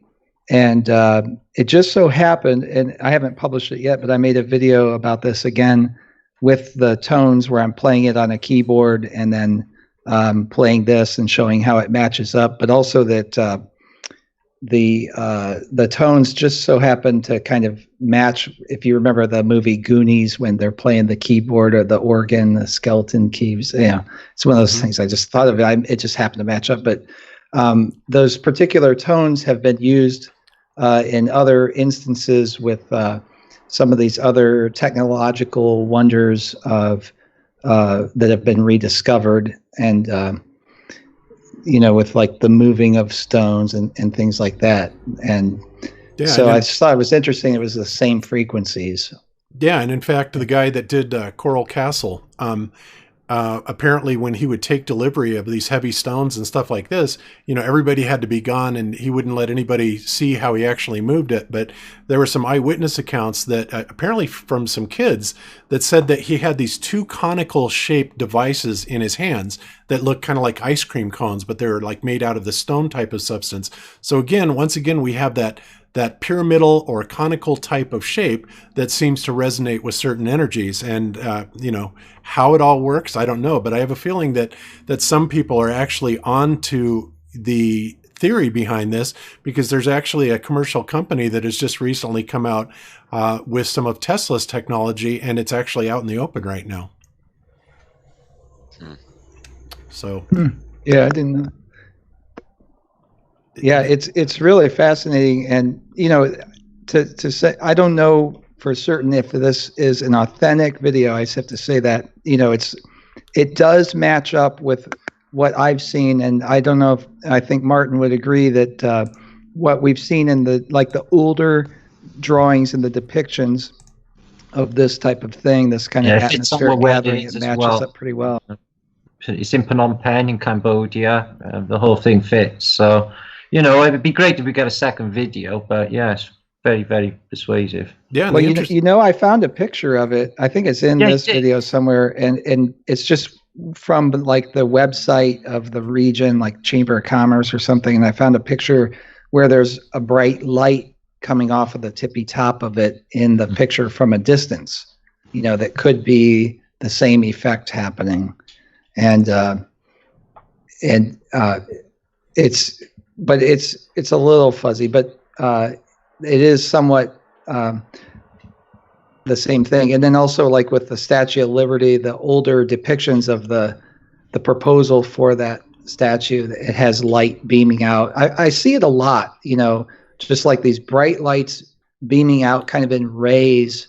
I should have counted the rays and see if that matched, but a lot of stuff is matching up to what we're seeing here. Yeah, absolutely. And one other thing that a long time ago, I guess it's been a couple of years ago, we did a show on pyramids, and it's amazing. There are a few photographs out there that people have taken of these pyramids, especially the ones down in South America. And Richard Hoagland even talked about this, not that I trust him, but there appears to be a beam of light shooting out the top of this pyramid. And anybody that's done any research into pyramids understands that there is something going on there with energy capture, once again, and utilization. And I think the ancients knew about it, and I think very much the elites of today know it, but they certainly don't want us to going into it, because they would have everybody believe that this is just complete quackery. And I don't think so. There's too much architecture, not to mention the pyramids that are all over the world. They served a purpose. They weren't there for decoration. They had pools of mercury in them, and that could be used in so many different ways for the type of stuff that we're talking about. In fact, the super antennas that I've seen built that you can receive television signals from the United States when you're in Russia, if you use this this type of thing where you mimic the array patterns of some of these spires, and then you put in these, like, they look like fuses, but they have some mercury in them, and it's something that it boosts the antenna's reception exponentially. It's incredible. But yeah, the pyramids had mercury in them, and they say, they make up some story that, it was to float the sarcophagus, so down the river Styx symbolically, because it's always a temple or a tomb, and it's just a ridiculous explanation that's given for the types of things that you see. Yep, absolutely. And Martin, you can go ahead and reshare your screen now. I just wanted to kind of show that really quick. Yeah, but this is really amazing, like I said, and all of this technology has been hidden from us, and for a very good reason. And I think, like I said, the elites are very much aware of these cycles. They're very much in control of them. One thing, UAP, that I thought was really fascinating on one of your videos was the Boston Fire Department history that you revealed, and how it just seemed like they kept resetting and starting over and over and over between the 1600s and the 1800s. That was unbelievable. Yeah, I mean, how many times are you going to fire the fire department? And the one time that they didn't fire the fire department was right after the worst fires ever, of 1871. They gave them huge raises. And the explanations given are just ridiculous. And it's very interesting, because it used to be a community thing, like a bucket brigade, and everybody came together. And after 1850, well, after 1812 things changed, but after 1850, the tenor of it all changed, and you had these people who seem like ruffians showing up at these fires and just kind of looting the area. So it's did you ever see Gangs in New York? No. Yeah. Okay. So it was a pretty big blockbuster film, and it was about, like, part of it had to do with the firefighters essentially going around strong-arming people, lighting fires, and then refusing to put them out until basically everyone paid them more or less like mafioso protection money. Yeah. And something else I found out, they had this plan of putting in large, like, powder kegs all over the city. This is like the fire department doing this, like having a fire marshal come in and say, we're going to put a large powder keg in your building because if there's a fire that gets out of control, it'll make sense that this thing goes off. Flatten 200 buildings. It's crazy. Fire breaks, they said. Yeah, so it demolishes the building. But of course, people protested, saying, well, actually, if the fire gets to it and sets it off, you're going to have all this burning material flying all over the place and catching other rooftops on fire and such. And of course, that's exactly what happened. But did it stop them? No. And it just seems like a total planned destruction of the city. And those are more the eastern cities. It happened out in the west, but after a while, they had this line where they said, well, the Indians are west of this line, so you can't go past it if you're a citizen. And then they go ahead and they get the city ready, and then they let the people move into the city. Like they show you the Oklahoma Sooners going and claiming, like, barren land. It wasn't exactly like that. People were going in and claiming buildings that they bought from a map that was presented to them. But yeah, and it's that way as well with, like, New Zealand. I looked into it's happening now. Like in New Zealand, they had the earthquake, and these buildings actually survive earthquakes better than the newer ones. Yet they use it as an excuse to close down the buildings and they demolish them. But is there any real evidence of earthquake damage? Well, sometimes there is, but other times I wonder if it wasn't just kind of planned, like the powder kegs, where when the earthquake happens, they also kind of pull down the buildings that they wanted down. And either way, they're off limits. You can't really investigate it. And that the whole thing with like New Zealand, I just picked Christchurch and just looked into that one, and it was just incredible.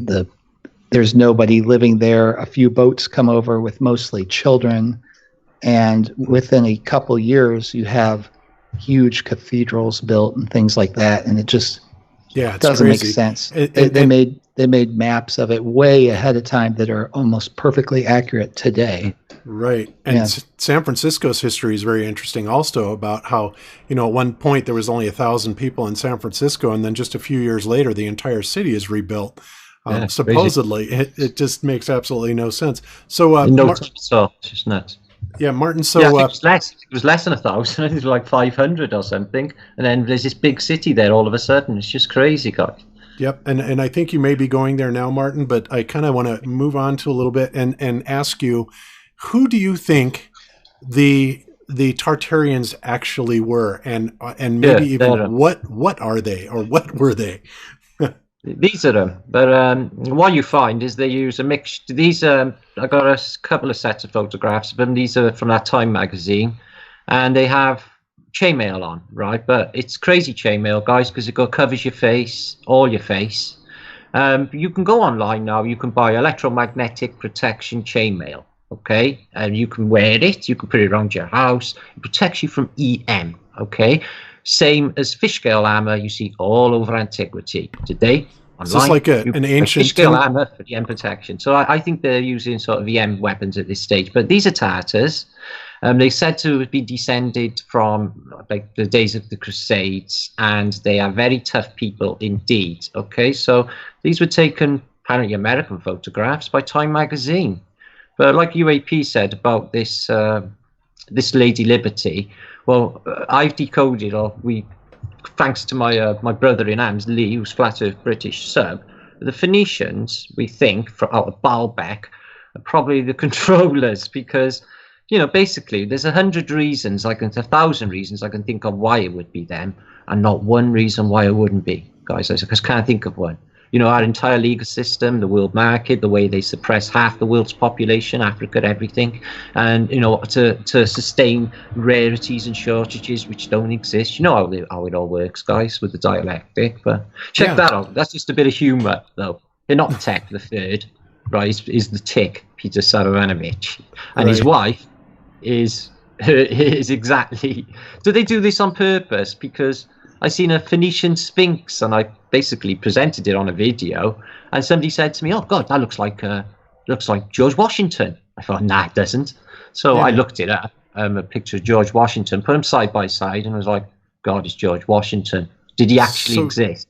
So let me ask you something, Martin. One thing that I kind of came across, and by the way, I also those coverings that you said, that seems like the ancient version of a tinfoil hat. But but what I wanted to ask is, when you look at some of the statues like of Nefertiti, right, and Akhenaten, they seem to have a skeletal structure that is kind of like a cone head, sort of, right? And so I'm just curious, how do you think that relates to maybe these ancient peoples, like these pharaohs that had this cranial cavity that appeared to be so much different than ours? And also, a lot of people may or may not be aware of this, but there are several skeletal remains that have been discovered that have that type of cranial shape. Now, a lot of people say, well, no, that's because there are certain tribes that practice, putting their kids' heads on boards, and they make them these cone heads. But what it doesn't explain is why is it that these skull cavities have like 50% more volume in them, and they're also absolutely very conspicuously missing something that's called a sagittal suture.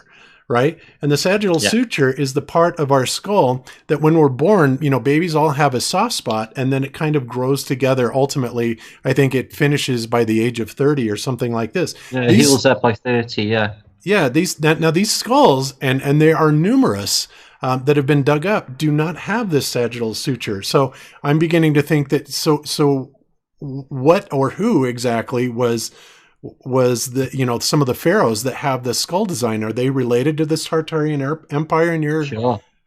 I tell you, I think what's going on, Bob. Okay. It's from our what we decode from these sort of crazy Middle Ages depictions is it seems that we coexist alongside giants at some stage in one of these resets. Now, I can't work out whether we're looking, when they say they're playing the 1600s and we're looking at the 1600s, to my mind, I'm starting to think, which 1600s? Are they playing the same thing over and over again, these ages?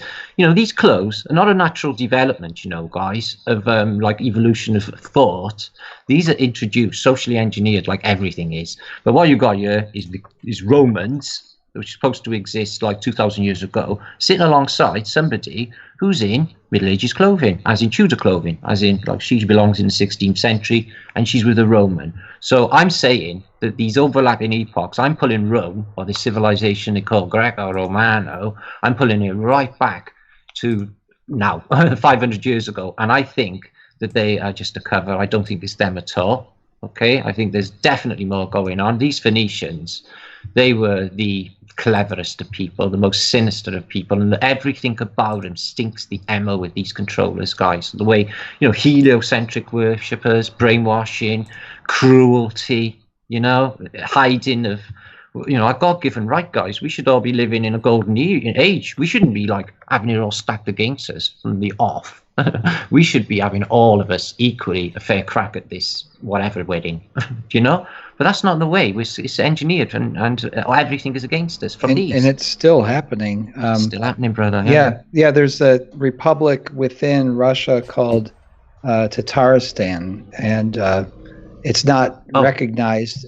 They wanted to be recognized, but they weren't. And the Kazan is the capital city of that area, and just in 2017 it came out about the slaughter, the genocide of these people who are considered Tatars or Tartars within the Soviet Union back in the day, but it's happening more recently even than I realized just a week ago. Till I learned about them, and it's something that probably, if you look at Kazan, the capital city of that region, you see like what you're showing right now. You see that type of stuff and the onion domes and everything with a greater go back one, Martin. Frequency go back one. than anywhere else. Anywhere else in Russia, even. Yeah, go back. But we don't know much about them. Nobody does. That's extraordinary. Yeah, that is extraordinary. Is that supposed to be like a lighthouse or? Well, I think they're using a prismatic art, but it's definitely electric. I got 1,000 different depictions, which will show you I'm using electricity, like at least 100 years, like this one, for example. This is like the World's Fair in Madrid in 1839. It was one of the first in Europe, believe it or not. It was even set up before which was surprising to me. I thought that the London one in Crystal Palace was the first, but this got set up first. You got these illuminated electric arches for all of you to walk through. It's really beautiful. But like, this is like a good, 70 years before Edison and Tesla narrative, guys. And electric's freely used, look. And there's 1,000 different evidences to show you that they're basically showing you the technology in these great expositions of free energy gatherers. And, excuse me. Yeah. That is Syria. So, even in some of the things that has become somewhat mainstream these days, like the Egyptian batteries and stuff like that. But what's amazing is, even as far back as the early 1900s, after the automobile was introduced, they had electric cars that, were extraordinary. And again, that technology has kind of, been phased away, and then it was kind of reintroduced in the 20th century as something like new. And they still work. The original ones Tesla still work. Is their man. I think he's their man. The beauty is, it's all like Tesla brought free energy. We all know the story, guys, don't we? But what if because he's Serbian, he's from that part of the world where this stuff exists and he's still up and running in his lifetime. So he's just a clever bloke. All he's done is come to the West. He's reversed engineered what exists already. And Bob's your uncle. Look at this fireplace for what? So you can sit in front of your chair here while your big two fires are raging. That's a big fireplace, isn't it? So what I was actually looking for was actually forgot now. I got so much. It's unbelievable. I wanted to show you Antiquitech towers actually. So excuse me a second. Excuse me. I've been looking into vector physics, Bob. Are you into that at all? Yeah, actually, I've studied it a bit. We actually had Randy. Oh crap! I forgot Randy. I forgot his last name, but the vector Powell. Yeah, vortex-based mathematics. We had him on the show once, and of course, he worked with Marco Rodin, and they were developing these technologies based on that. So yeah, I think it's really interesting. Oh, it is. Believe me, it is. I've been reading a book of it. It's just mind-blowing to my mind. And it exists, all right. This is a reality. UAP, there's apparently the knocking up of the building of the top bit of the Statue of Liberty in some workshop in New York, photographed. But no two faces are the same, and I think they're animated. I showed you an image earlier. I went through every image I could find, the earliest images of the Statue of Liberty, and all I could ever find is its deconstruction and the partial exhibition in Paris before it's moved to New York, where there are no photographs of its construction, only it fully constructed and much later than when it was supposed to have been.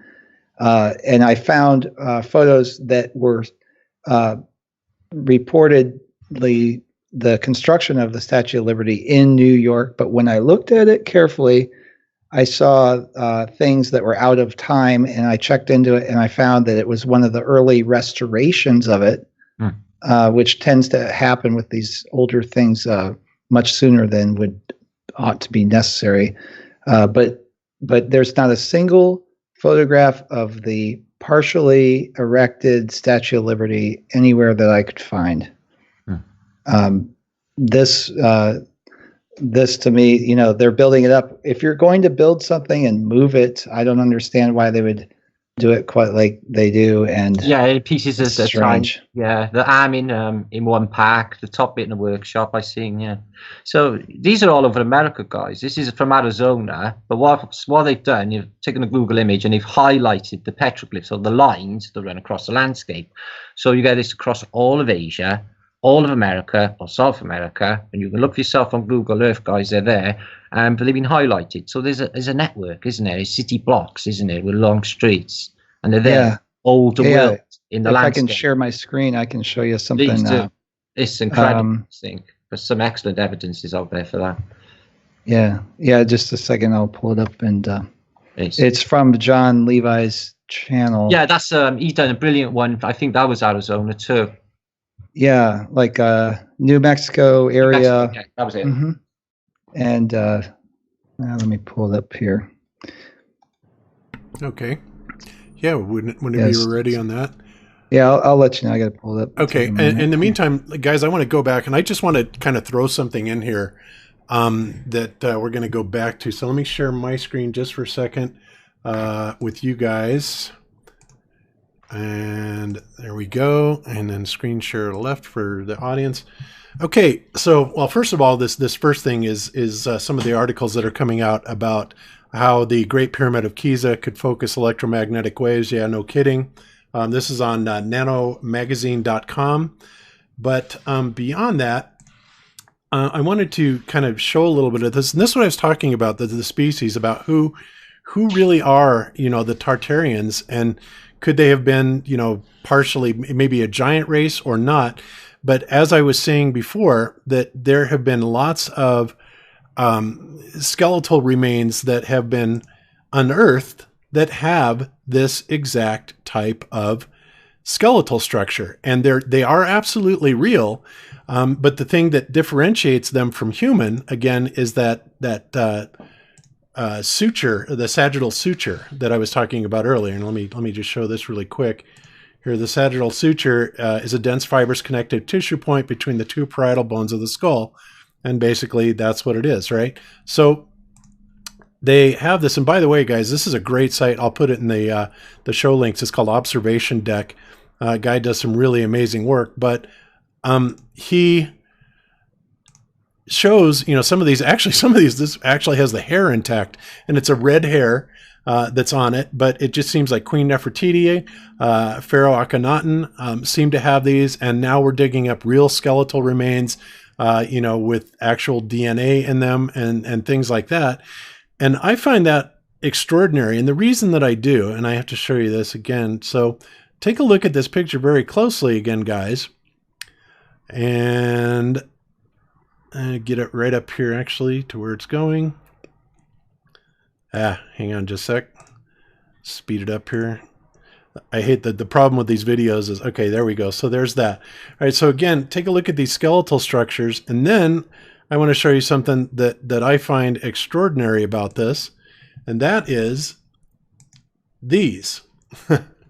Now, a lot of people have heard about the Roswell UFO crash that happened back in 1947, and a lot of people have also described these aliens. But what's interesting about this is if you look at this picture, and it was actually, before this got censored, there were some photographs of this taken. And if this is indeed an actual, ET, and I'm not saying it is, I'm not saying it isn't. However, you have to really marvel at, look at the skeletal design, and also, this kind of indentation here. It makes you wonder. It truly makes you wonder if these people or these beings that they were saying, now granted, they did say they were small men, whatever, this could relate back to David and Goliath or whatever, but I just found this absolutely fascinating that, we have seen this come up so many times, time and time again, about people saying that, they've had encounters with these supposed UFOs or aliens. And I'm not saying aliens are coming from, galaxies far, far away or anything like that. I think if there are extraterrestrials, they are just that, part of the same terrain, just further out and not necessarily on our particular part of it. So I just thought that was interesting, and that's something to keep in mind. UAP, whenever you're ready to share your screen, go ahead and I'll kick over to you. All right. Let me pull it up. So, yeah. So, Martin, that's why I was wondering, if you thought that these Egyptian, royalty and elite, could be related to these same beings that so many people report today. So, and yeah, I think there's something definitely in you with us or outside. I definitely think this. I definitely do. And I think the controllers are off the radar with intelligence. So these things seem to have massive cranial spaces. So that would sort of suggest a massive brain. So that would suggest like sort of extra intelligence. There's a version of one of them on an old Star Trek episode, Bob, I remember, very much like one of them. Yep, the butthead episode. I call them the buttheads. Exactly that. Yeah, exactly that. My position on the whole thing, and just real briefly, and I know we're wanting to touch on a bunch of stuff, but so many people want to say, well, flat Earth is mutually exclusive to this whole idea of aliens, and I tend to disagree because first of all, in the ball Earth infinite space theory, they'd have to find us and get here, which is astronomically not possible to even get here. And the fact that they allegedly have, 2 eyes, 2 arms, a head, 2 legs, they're humanoid, to me, that tells me if such things are real and not the figment of the collective imagination, then they're probably coming from here. Yeah. Know what I mean? Yeah, man, exactly what I think. I've seen stuff, though, what you would call UFOs and more in my lifetime, so I'm not going to ever. In fact, if it weren't for them experiences, I wouldn't be sat here right now, because that's what gave me the interest in what the hell's going on with reality, is them experiences. That's a fact. That's how my channel name originally was made, because I was looking into, different things, but I thought, well, UAPs are going to be the last thing that I would be able to debunk, because I was going to debunk it all. And, quite the opposite has happened. Now, for me personally, I think like space aliens, I've, in my mind, debunked. I mean, it's one of the last things I think are likely to be real. But like you mentioned, Bob, there are, I think, hidden lands on this plane. And like you mentioned, Martin, that you see a lot of evidence of civilizations past everywhere. So who's to say that some of them eras, they seem to be cryptids. What do they look like? Because if you grew up in an ethnically homogenous group, you see somebody from another part of the world who's maybe of a completely different stature, skin color, bone structure. They almost seem, it's very easy for people to become, phobic of and think of these people as not the same at all, but actually, the DNA is almost identical in most ways. So I don't know. I mean, you can look at these funny looking people and, with different head sizes and things. And well, no one's supposed to be where they are. Remember a week ago, I decoded that literal library of books concerning the discovery of the Americas, and there's a white, or grey really, bald, very, very large, almost giant population in the Americas. Now, I suppose it's supposed to be Native American Indians, guys. This is the official narrative, but I got, just to drive it home, an entire catalogue with maybe 100 books, all with the same narrative. And these peoples, these strange, tall, white peoples, I could show you them in a minute, they exist everywhere. I mean, they're in Asia, they're in Africa, and they're in places like Papua New Guinea. But I tell you what, they're not here now. So they've gone. Right. And one other thing I want to mention about that too, Martin, and going back to my original point of these whatever they are, Nefertiti, Akhenaten, with these conical type of heads, they not only are missing that cranial suture thing, but they have the much bigger volume in their head for their brain. But beyond that, we have an anomaly, an enigma, in fact, today, in the fact that most people, we have the different types of RH types, the RH negative and the RH positive. Yeah. And what's very interesting about this is that, for example, Cami is an RH neg and I'm an RH positive. I've got a sister that is. Yeah, and so when she became pregnant with Jeran, she had to take what's called a ROGAM shot, and because otherwise, what happens is the mother's antibodies, her immune system will literally start attacking her own offspring, right? Which is never found anywhere in nature. So that alone tells me that there is some other mix in the breed, if you will. And of course the Bible talks about this, about this mixing of blood types, of bloods. And I just think that it's extraordinary because here it is today, and we have this huge anomaly about the RH types and the fact that mothers can literally kill their own offspring. So that is even more evidence to me that there may very likely be an entirely different species, and it would not surprise me in the least to find out that our overlords, the people that are literally pulling these strings, which, by the way, we know are the majority of them are RH negatives. The majority of them are left-handed. Of course, the elites are well known. The blue bloods are well known for this inbreeding thing. And so, I mean, there's a huge amount of evidence to lend support to the idea that there's an entirely different species that were our progenitors. And I don't think you can ignore that. I go with that, Bob. Definitely. Yeah. Yep. Yeah. Yeah. That's it's something with genetic variability possibly that could occur. Occurs with things of the same created kind that have diverged a lot. But typically with hybridization, you get what's called hybrid vigor. And they tend to thrive a little bit more than somebody born from a homogeneous group. But yeah, I don't know about I haven't looked into the blood thing myself. But it's funny how these genetic throwbacks appear, though, of people of great stature. I won't say giants, but there are a lot of pictures, especially older pictures. Almost, it seems there were many, many more giants, like 100 years ago than there are today. You know, like you've seen them a lot too, Martin. I think. Oh yeah, I got like shaking hands with people and exactly, living side by side.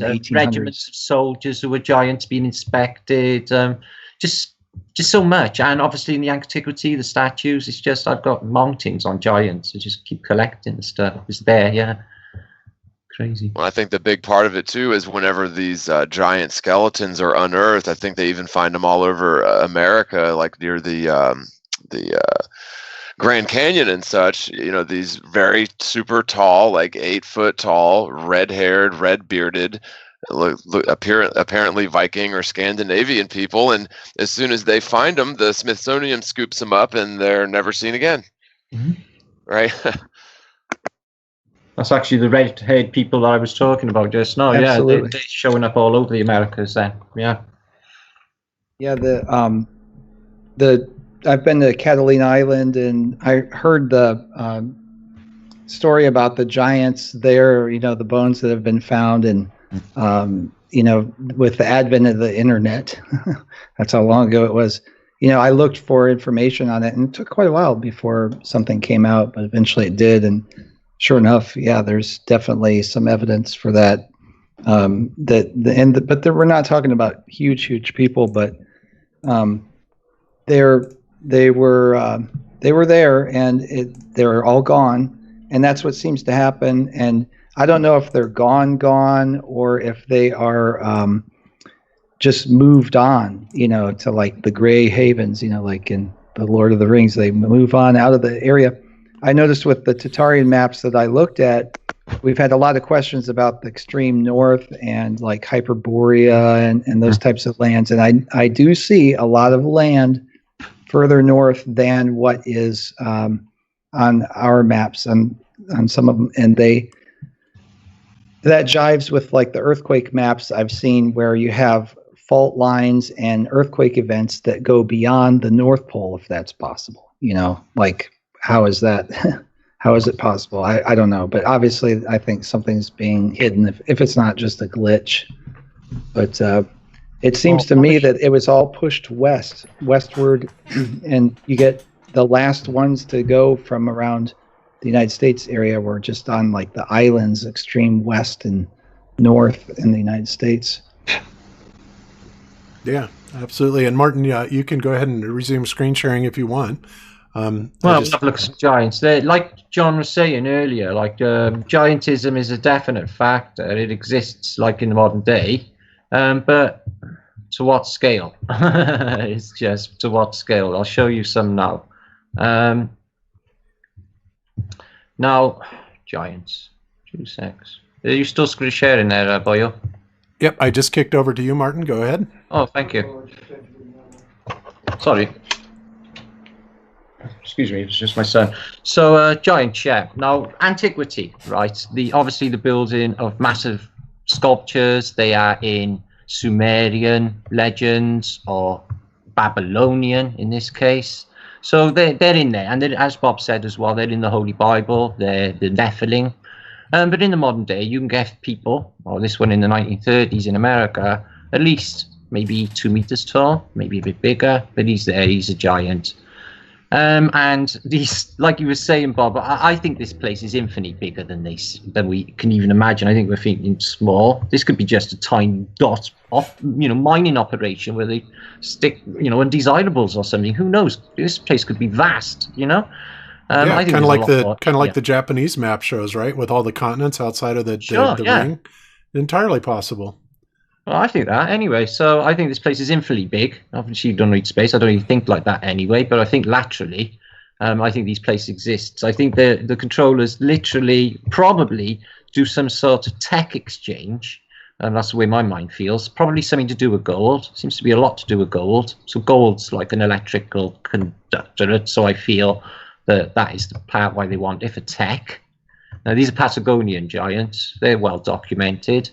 And the funnier thing about these is the location. They're on the very southern tip of South America, in Patagonia. So it's probably the closest piece of land to the place they call the Antarctica continent. But I feel there is land down that way. If you do go there visiting, that's where they'll take you, is that bit of land on Western or that peninsula or, you know, to McMurdo. But I don't think the rest is there. I think that's what the land you see, the extra land on these Middle Ages maps, I believe to be spinning around us, all around us, you see, guys. So I showed a Ptolemaic map I presented on my vlog earlier. Absolutely mind-blowing. Land. Excuse me. I sound to be in the way. No, because I don't want to be on the camera. Not on camera a lot. Sorry, my son just didn't want to come on camera in case there was loads of people. So yeah, in antiquity, this is these people with this helmet and this double-headed serpent shows up in the film Conan the Barbarian, because I watched it like last week because I think it's Conan the Tartarian, because these people predictably program everything. That's one of my favorite movies of all time. I love it, John. I absolutely love it. Isn't it brilliant? I know. Do you know what? You want to see it nowadays with a good HD rip. It's like nothing like you used to remember it. I was like, did this happen the last time I watched it? It was like watching it again. It was brilliant. All new. So I don't think he'd get in that little door. I don't think the plane would take off. But, you know, he's a big chap, isn't he? He's a monster. And the need for oversized edifices and these giant staircases, they're not for people. They seem too big for people. Why would you even think about fashioning something on such a vast scale? So this is quite in this, if I may, in the city of Petra, you know, where they have like supposedly carved in not a labyrinth, but a very large number of rooms. Everybody knows it from the Indiana Jones 3 movie, the Last Crusade or whatever it's called at the end, and they ride off on the horses. Well, those rooms, if you go in quite a ways, it's supposedly all carved out from stone, but the ceilings are 30 feet high, and the doorways are pretty close to that. I don't know, about 16 or 25 feet or something like that. And if imagine the way they say it, and you know, Bob, you're there with a chisel and a hammer, and you're carving this thing out at about 28, 29 feet. I'm going to say you want to call it a day. You know, you're up on ladders and you're carving this out of stone. Are you going to go all the way to 30 feet and make it just perfect with like the trim? And it doesn't. It's just like with how we're not allowed to go beyond the 60th parallel south. I mean, it just doesn't. They expect us to just take that or just be okay, fine. You know, you guys aren't hiding anything. I'm just going to believe the traditional historical narrative, you know. Yep. And it's that kind of thing you can go and see for yourself. You know, a lot of the drawings or pictures, you know, they can be misinformation or whatever, but you know, for me, what drives me with this topic is that, you know, you can just go and see these things and just think every which way possible, what would really explain this? And it is not what they're saying. It is definitely not. Absolutely not. No. You know, one guy that's really amazing, a guy named Michael Cremo. I know Michael Cremo. I used to follow his stuff years ago. Forbidden Archaeologist. Yeah, sure. I got that book. Yeah, he came out with a lot of this stuff. I mean, decades ago. 20 years ago. Yeah, you're right. And of course, he was battered down by the mainstream and said, you know, called a quack and all this stuff and a fake. And it's like, no, I don't think so, because this is being found. You know, these kind of skeletal remains, like you just showed a few slides back, Martin, is being found all over the world. Yeah, you know, I'm not sure I can trust that one. It seems a bit too big. I can't help thinking if you find something as big as that, it wouldn't, you know, it'd be all over the mainstream media, wouldn't it? It's like, no, not a chance would it be all over the mainstream. Through, yeah. No. I'd like to it was. You know full well, Martin, that they would suppress that till and ridicule it, just like anything else. Just like if we discovered evidence that the Earth is flat, you think it would be all over the mainstream media, and it doesn't look photoshopped in. It looks certainly in there, doesn't it? Yeah, I mean it's possible. Sadly, all the evidence is. I was going to say, sadly, that goes for things like cures for cancer and probably the lost city of El Dorado as well. Yeah, that's a major misconception. People saying, "Oh, well, if that was true, it'd be all over the news." It's like, boy, are you naive? There's no way it would be all over the news. It completely goes against their narrative. So yeah, they're not writing that into the script. No way. Right, and that's again why Michael Cremo was so suppressed. And all of his amazing work. So, yeah, it's crazy, but okay. I can't. They're like people like Nation Aliens, like Cremo, and especially like Hoagland. Although I used to love him years ago, thinking he was great. I can't listen to it anymore. I can't help thinking Hoagland was tipping us off, because he was like science advisor for Walter Cronkite in the moon landings. The guy's like pretty, pretty well informed, I would think. And his narrative for years on, coast to coast and all that was, there's domes on the moon. I've got photographs. They show up, and he'll show you these photographs of these domes, these giant domes on the moon. I kind of thinking that he knew something, and he was trying to do humanity a solid and trying to slip it in that there's a dome. Maybe, but didn't he work for NASA at some point, and they basically disowned him, and so he sort of had a chip on his shoulder. Maybe I'm wrong, but I think he's still working for NASA as a disinformation agent, and I think he always was, to be honest with you. Because he's also the guy that came out with all the Sedona evidence, right? These incredible structures. The complex in the center where all the angles were 19.47 degrees precisely, all over the place. And then he said, and to back it up, what we're going to show you is all these places at 19.47 degrees latitude, like, for example, the Hawaiian volcanoes, right?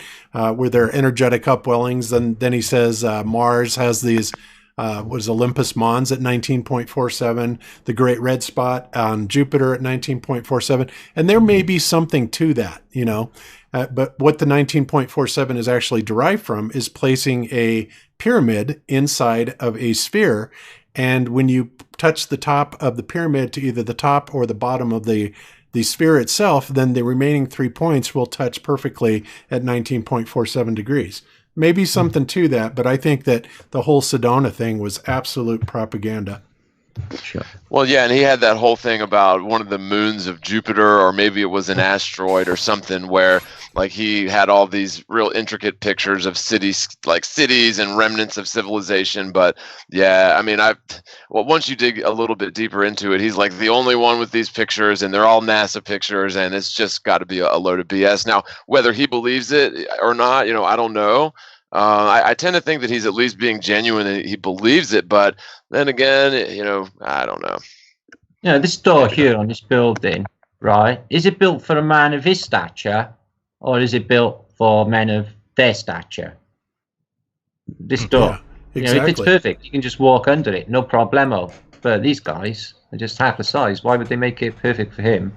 Just kind of thinking in the near past, these sort of people were just more abundant, Yeah, when I saw that type of thing, and I look at in Boston, the buildings that were targeted, in my mind, they all had that. If you go back to the pictures where Boston's burnt down, the structures that are burnt, many of them have these high doorways. And what gets me is that they're on the interiors. They're so why? If you're just moving furniture or whatever it is, that you would have that, and on the second floor and on the third floor. Not always on the top floor, but that could have been an attic space or a loft